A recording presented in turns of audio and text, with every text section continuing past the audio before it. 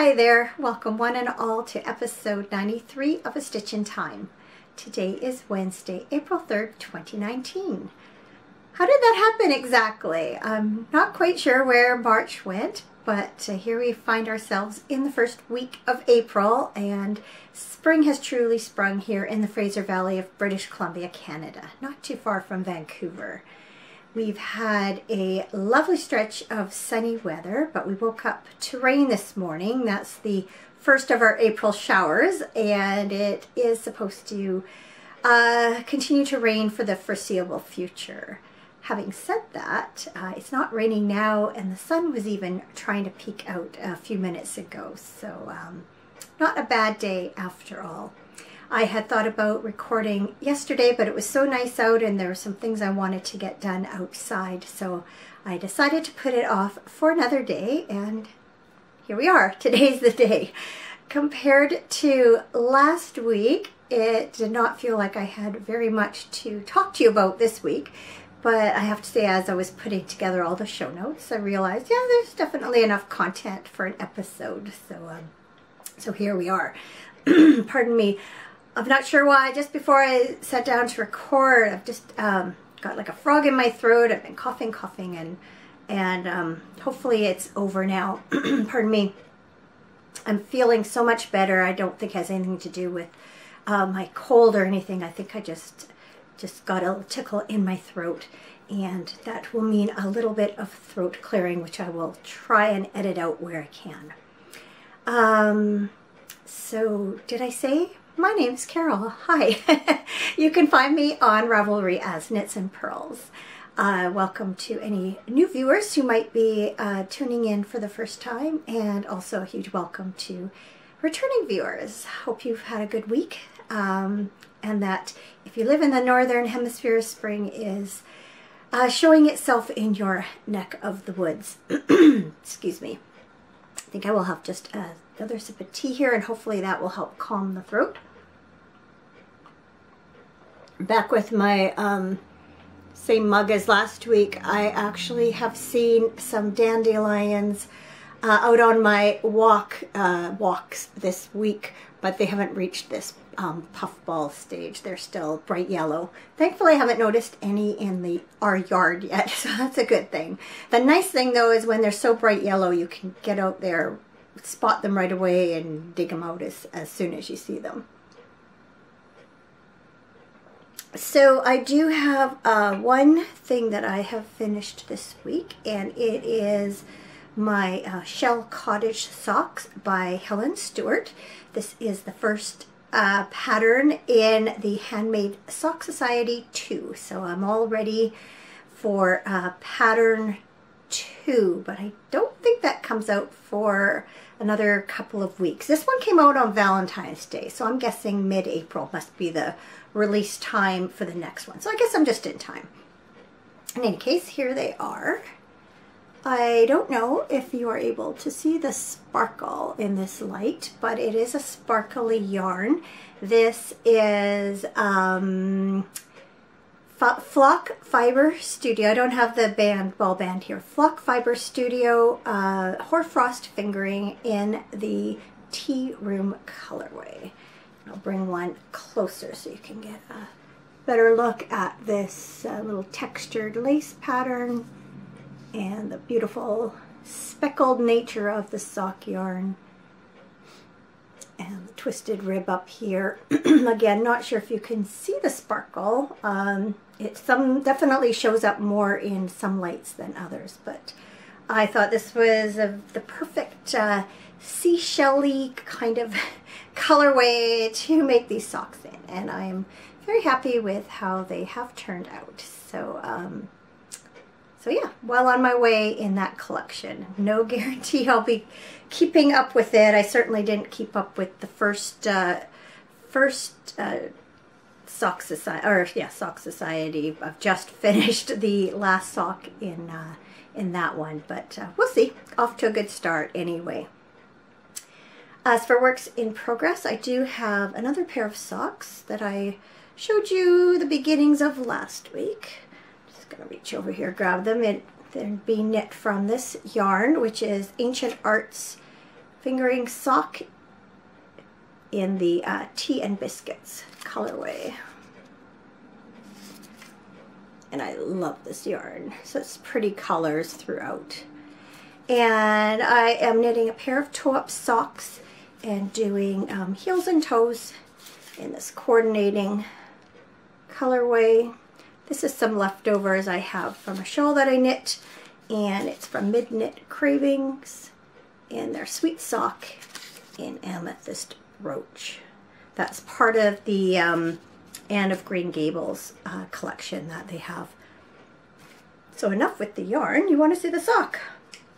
Trying to think which side. This is probably the best side to show you. So there you can see I've made my way up the foot and added a short row heel, and I've just begun knitting on the leg. And I'll get more of this done this afternoon while I edit and process the podcast. So yeah, I love how these are knitting up. Just a very easy pair of stockinette socks. Knitting on a 2mm needle, if that means anything to anyone, and 64 stitches. So yes, very happy with those. Pardon the throat clearing, sorry. Take another sip of tea.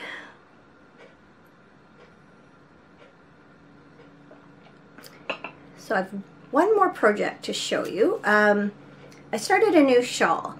Last week I had showed you the Water's Edge shawl by Lori Law of Ocean Wind Knits, and I explained that I was wanting to do the knit-on border in the last of a set of gradient colors, and I wasn't going to have enough yarn to do that. So I got in touch with Lori, and she is dyeing up some more of that yarn for me. So that shawl's put on hold until that arrives.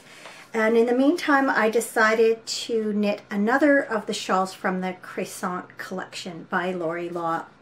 And this one is Evenings in Provence. Show you this without giving anything away. There we go. So you can see another crescent-shaped lace shawl.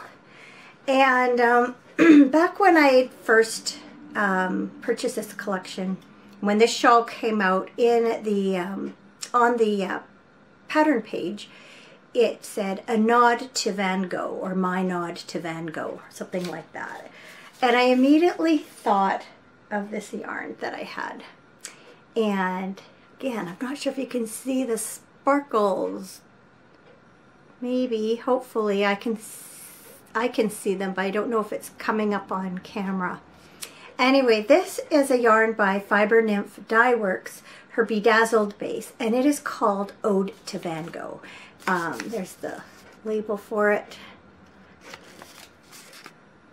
It actually says light, so there must have been a light version on this listing and a dark version. I obviously chose the light version. So as soon as I saw that, I knew that's what I was going to knit this shawl out of, but that was like probably a couple of years ago. So I'm finally getting around to it. And pardon me, I have finished the first section, which is just this, just the set of eyelet lace, these columns of eyelet lace at the top, and I have just a few rows into the big lace section on the bottom. So not super far along, but getting there. Last night I started the big lace section and did the first row, came up short of stitches. Oh, so I took it back, counted. Yeah, okay, I have the right number of stitches. Did it again, came up short, took it back, recounted. No, I was 2 stitches short for some reason. So I made it work by eliminating a couple of, eliminating a knit 2 together and an SSK, one on either side of the lace panel, or lace pattern. Anyway, I made it work. So now we are well on our way. So yeah, that's it for projects this week as far as knitting goes. I've been kind of busy and definitely spending more time away from home or busy with other things when I am home. So I just haven't done a ton of knitting this week. So I'm just gonna put this over here. But I have done a bit of stitching. My friend came over last Wednesday and she brought this cross stitch kit for me. It's dimensions 13139 called Hummingbird and Fuchsias. She said she just picked it up. She thought it looked like me. Now, I've done a ton of counted cross stitch in my time that I've done on Aida cloth or linen. And I haven't done too much of it lately because my eyesight is just not what it used to be and I have a really hard time seeing. So this is actually a stamped cross stitch.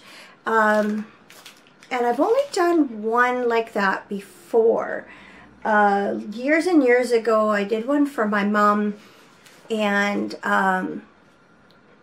it's basically, you have a chart, like a counted cross stitch chart with all the different symbols for where you fill it in, but the crosses are stamped onto the fabric. Let's see if that's visible to you. It's hard to see what you can see. And so you do use the chart to find the same cross on the fabric, and you use the appropriate colors. And you do the same with as you do with counted cross stitch, in that you're coming up and going down in the same holes as the stitch adjacent to the stitch you're working on. So the crosses do form sort of a a solid mass. Hopefully that shows it. I can't see the camera at all right now. But you follow the crosses that are marked on the fabric. And the crosses are not quite joined. There's like a little space between each corner, but you're supposed to extend beyond that and cover the crosses entirely. So I can't say as I'm enjoying it as much as counted cross stitch. And I think one of the main reasons for that is it's not as precise. On Aida cloth or linen, there are holes that you're using as a guide to bring your needle up and down through. This, it's a little less precise, and so your crosses don't end up all being the same size. And in some cases where it's outlined, it kind of cuts across in two, and you have to kind of decide where you're going to put your stitches. But it's actually been really fun just to do a little bit of cross stitch again, just in a bit of a different form. So you can see I've started the hummingbird here. I just sat and stitched the beak, and that'll get outlined. And you can see too, the fabric's kind of printed with this pink green kind of background, and so the stitches will sort of be over top of that. So anyway, yeah, it's just been kind of fun to do a little bit of stitching again for a change, and I don't know how long it will hold my interest. It, like many of my cross stitch patterns, may extend over a number of years, but for now I am enjoying the change. And last week I didn't talk about what I was reading. I already had so many things that I was talking about, I thought I would leave that segment out. But I have gone back to my Agatha Christie's and have been kind of going through them. So over the last month I've read The Moving Finger, also known as Five Little Pigs. Murder in Retrospect, also known as... Oh, sorry, I'm missing one. No, this one was first. Sorry. This one's written down first. Murder in Retrospect, also known as Five Little Pigs. The Moving Finger, also known as The Case of the Missing Finger. Some of these titles are British, some are US. And Towards Zero. That one's also known as Come and Be Hanged.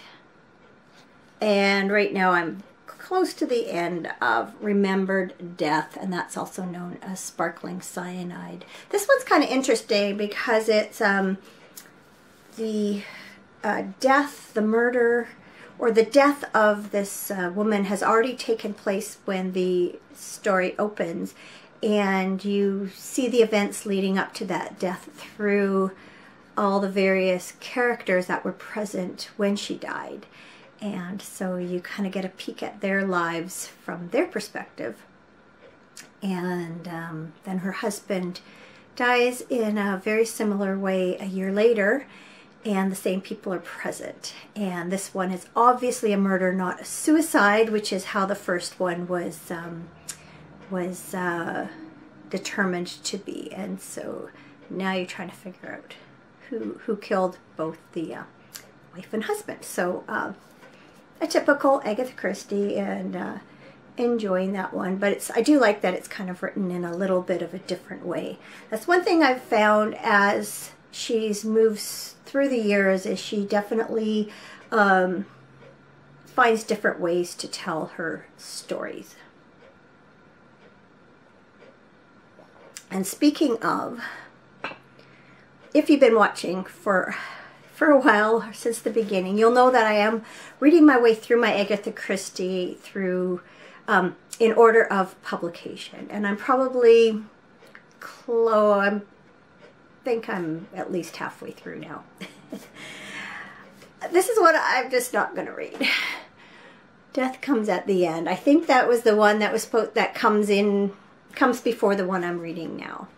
And I pulled it out the other night and I started it, and I think I have read it before. I've read at most, if not all, of my Agatha Christie's before over many, many years. So I don't remember specifically, but this one's actually set in ancient Egypt. And I guess a friend of Agatha Christie's put the idea in mind that she should write a story that took place that long ago.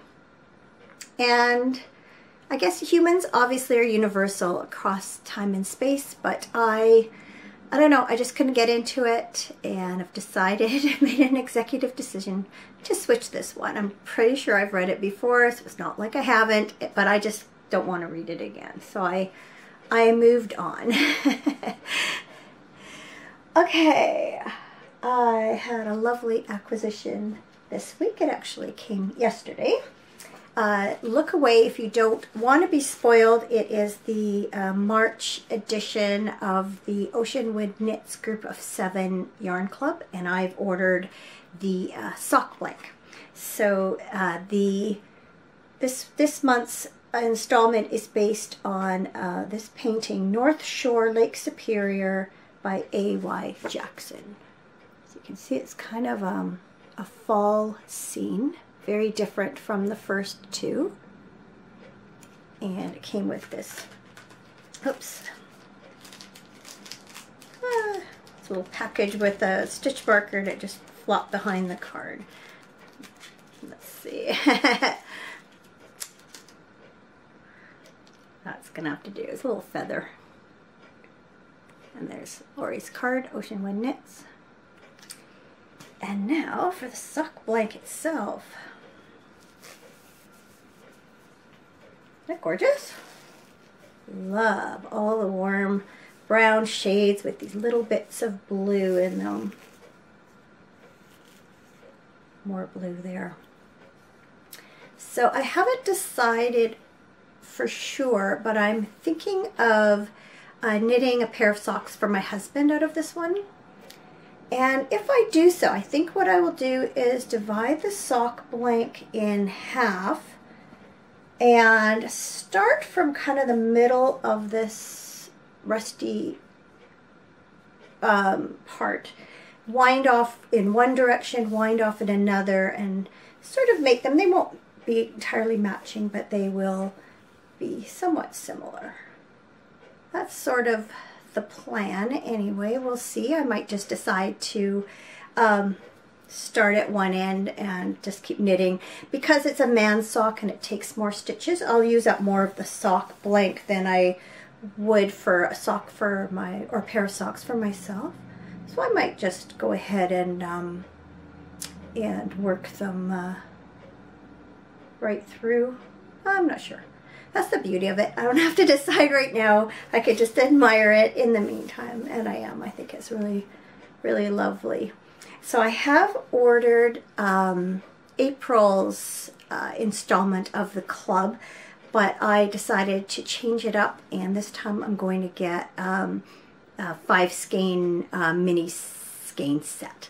So that will be another month down the road. And I actually ordered a couple other things, and I told Lori just to hold it all together till she ships out the club shipment. So I won't be getting my yarn for my Water's Edge until kind of the end of April or just the very beginning of May. But that's okay. I've got lots obviously to work on in the meantime. Okay, I guess that's all I have to say about knitting and stitching and reading and yarny acquisitions. So what's been going on this past week around here? Last Wednesday, my friend Barry came out. We spent a good part of the day together. We had planned to get together in January to celebrate her December birthday, but she had ended up getting sick and having to cancel. So this time it all worked out. She's works in the schools, so she wasn't available again till spring break. So yeah, we had a visit here, and then we went out for lunch, went for a little walk, ended up coming back here for tea and more chatter before she had to head home. And then just after she left, my mom arrived. My brother-in-law dropped her off. She stayed a couple of nights with us. She was down for the week to attend a family event that we weren't part of. And so she ended up staying, divided her time between 3 of us. For those who are new, I have 3 out of my 4 sisters live locally. So when my mom does come and visit from out of town, we often tend to pass her around from house to house. She ends up having a chance to visit with various families and do different things. So that night we went down to the curling club to check out the Canadian Seniors Championship. That's the first time many of us have seen an event like this in person. We've seen them on TV, but it was really cool to check out kind of behind the scenes what goes on, the television camera and the timers and all the various volunteers and seating up in the various viewing areas, things like that it just totally transformed our new club. So it was quite cool, and I think we all enjoyed seeing it. But it's definitely, we miss the commentary that we have on TV. And on TV, they focus on one game, where we had 8 games going on at once, 4 men's and 4 women's. So it was sometimes kind of hard to decide where to put your eyes and what game to watch, and difficult to sort of follow the play in the same way. But it was just a neat experience. And then Friday night we got together at one of my sister's places for appies and birthday cake. Celebrated our spring birthdays, which happens to be Cameron and I. So got some nice cards and gifts, and just good to get together with family while my mom was down. We try and do that several times a year, and sometimes it's easier than others. So I'm glad it worked out that most of us could be there. And other than that, not tons going on, other than just sort of doing a bit of work outside, tidying up gardens, bringing out patio furniture. I went to the garden shop the other day and bought some plants for I have 3 ceramic containers in my front garden, and I try and change them out kind of seasonally. And I thought, oh, I'll just get just a few spring flowers to pop in there temporarily till all the summer plants are ready. And I was really surprised to actually find a lot of the summer plants are in the shop already, ready to go outside. So I sort of bought a mix of some spring and summer, some that are blooming now, some that will bloom later, and as needed, I'll just take out some old tired plants and replace them if necessary. So it's nice to have a little splash of color in the garden now. I had little, I call them mini daffodils. I think they're narcissus is the correct term. Had some little clumps of those. Those are pretty well done, and the crocuses are all done. So that garden now has a little more color in it. And then I have another garden bed that currently has some daffodils and tulips. I bought them in a set together, kind of a peachy color, and they're both blooming now, so they look really pretty.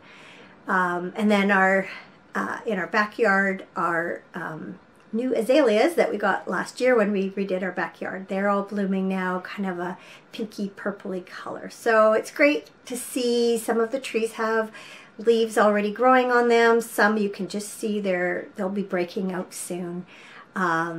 It's definitely nice to see just springing all around us.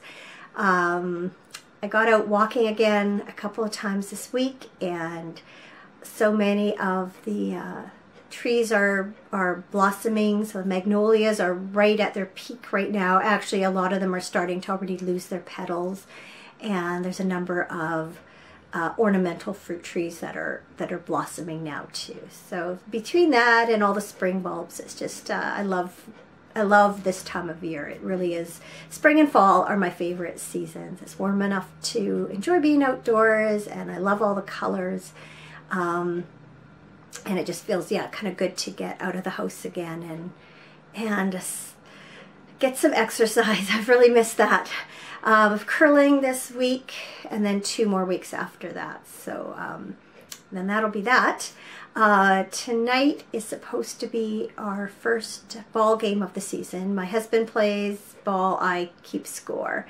And it's questionable as to whether it's going to take place or not. Our sunshine's disappeared since I started chatting, and the clouds have come in again. We are supposed to get a fair bit of rain, and apparently it's supposed to get windy this afternoon too. So it's sort of up in the air whether or not they'll actually be playing tonight or not. The truth is, neither my husband or I would be heartbroken if the game was canceled. He's had his company trade show the last 2 nights and has worked 2 very, very long days, and he needs to curl tomorrow night also. So he would be perfectly happy with a night off in between. He ended up coming down with a bad cold too. It actually worked its way all around between the 2 of us and our daughter's family. Our daughter was sick this week too. I just talked to her a little while ago, and she said she was finally feeling like herself again. So he's had this bad cold, and he can't, his voice is kind of wrecked too. So he didn't stay. He stayed in a hotel last night downtown, and talking to him on the phone, and his voice was just gone. So yeah, I'm hoping for his sake especially that we don't actually have to play tonight. Let Mother Nature, this is like one of the few times I actually wish it would rain. So if everyone out there can do a little rain dance, that would be a good thing. Okay, that's it for this week, except for something good. And I thought long and hard about this one and narrowed it down to old friends. So Mary and I met in grade 2, and we've been fast friends ever since. I consider her my best friend, even though there are people I see more often. There's just something about that connection. We can just pick up where we left off. It's almost like family, and I'm sure a lot of you have a friend, a similar friend that you can understand that connection. They're just such a part of your history, and just one of the few people I feel like I can, you know, say anything to. She accepts me for exactly who I am and vice versa. And although we really do wish we spent more time together, we're just grateful for the time that we do have. And yeah, so old friends is my something good for this week. And on that note, I will wish all of you a great week ahead. Thank you very much for tuning in and watching. And if all goes well, I've learned things don't always go well, but if all goes well, I will see you again next week. So take care till then. Bye.